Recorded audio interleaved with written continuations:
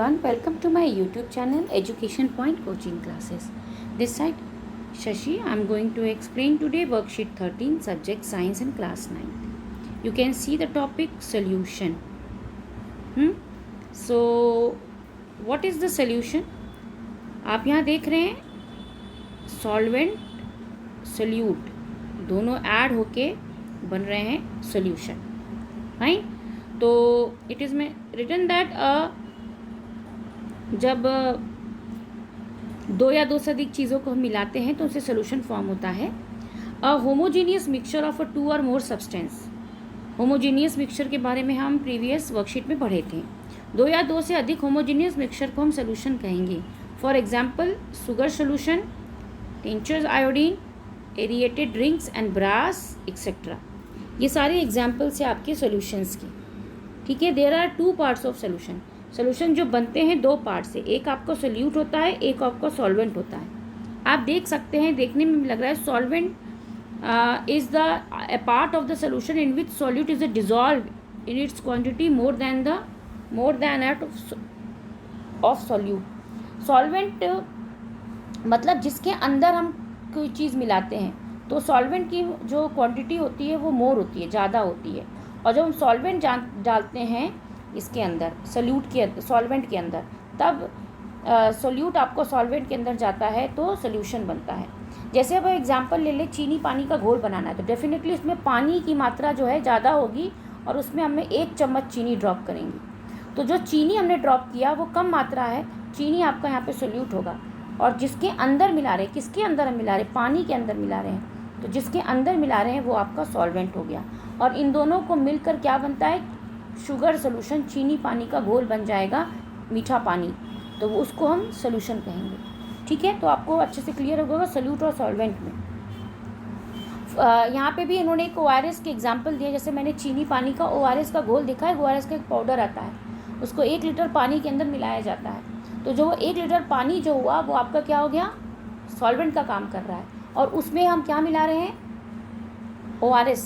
That ORS powder will be as a solute and when जब दोनों मिल जाते हैं it will become ORS solvent solution. ठीक है.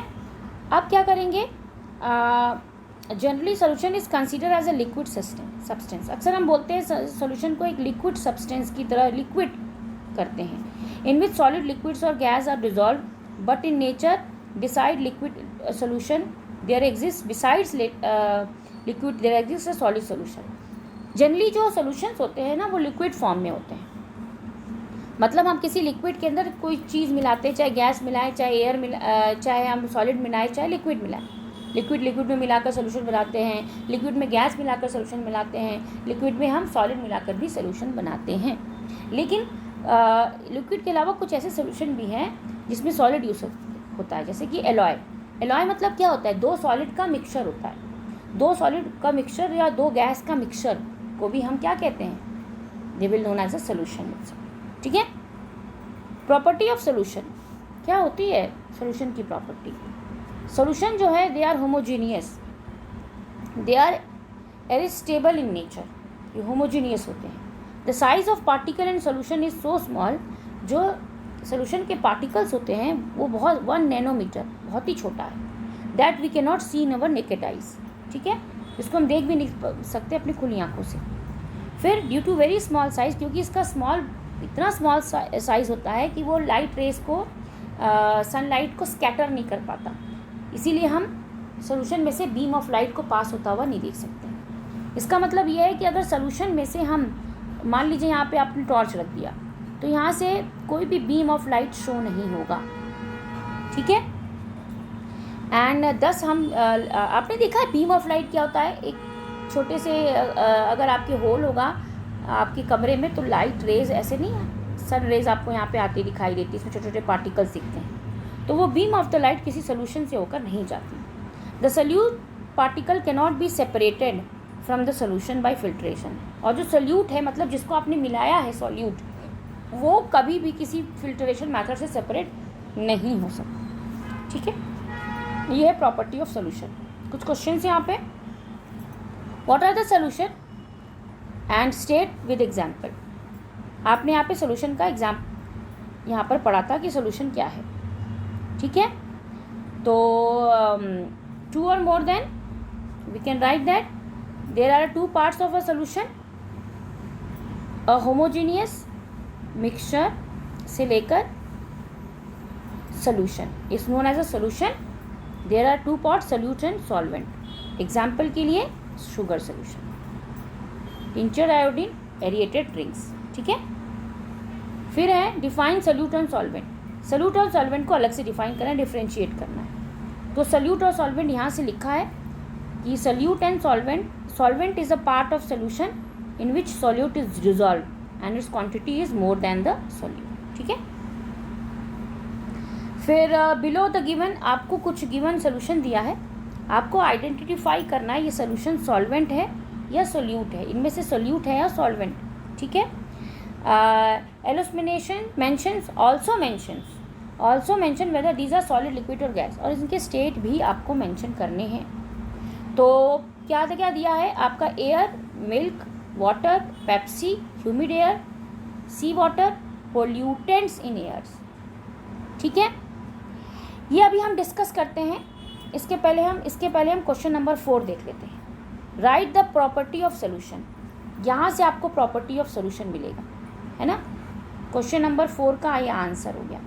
ये सारे आपके तीनों पॉइंट प्रॉपर्टी ऑफ सोल्यूशन है। फिर last one is at what is the liquid solution, explain with an example. जब एक लिक्विड में लिक्विड सोल्यूशंस क्या होते हैं, जब लिक्विड के अंदर सोल्यूशन मिलाते हैं, कोई भी चीज़ मिलाते हैं, तो वो लिक्विड सोल्यूशन हमारा कहलाता है, ठीक है। जैसे कि जनरली सोल्यूशन इज, यहाँ पर आप देख सकते हैं, solution is consider as a liquid substance in which solids, liquid और gas are dissolve, but in nature these are known as a liquid solution. Fine. हम बात कर रहे थे क्वेश्चन नंबर 3 की।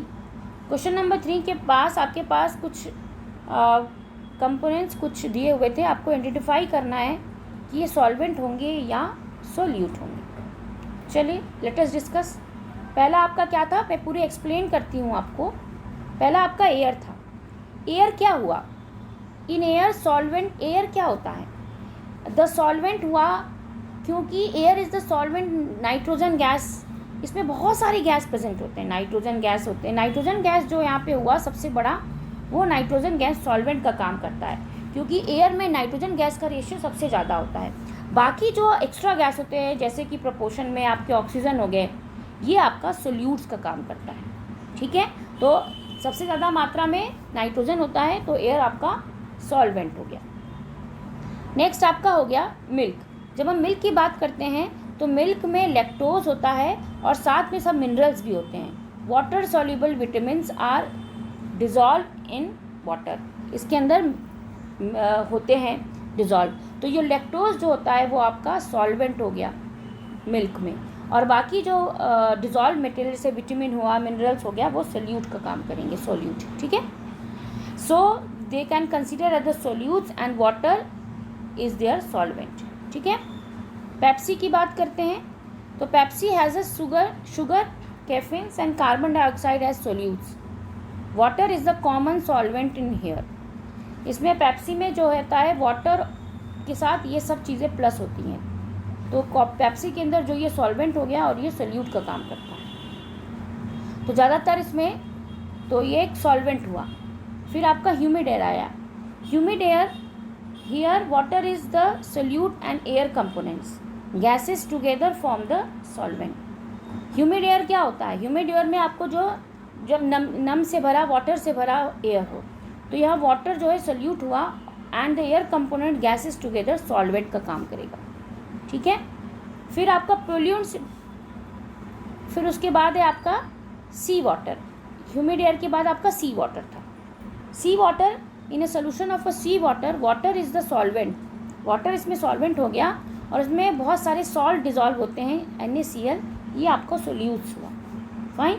पोल्यूटेंट्स इन एयर, पोल्यूटेंट्स मतलब air में पाए जाने वाले पोल्यूटेंट्स जैसे डस्ट मटेरियल्स एंड ऑल, तो ये क्या हो गए, ये आपका डस्ट पार्टिकल्स या सोल्यूट्स का काम करते हैं। तो pollutants in air are solutes, और बाकी जो हो गए वो सॉल्वेंट का काम किए। तो आप ये देख सकते हैं, ये सारा आपका एक्सप्लेनेशन के साथ दिया है कि कोई भी सॉल्वेंट और सोल्यूट क्यों है इसमें, ठीक है।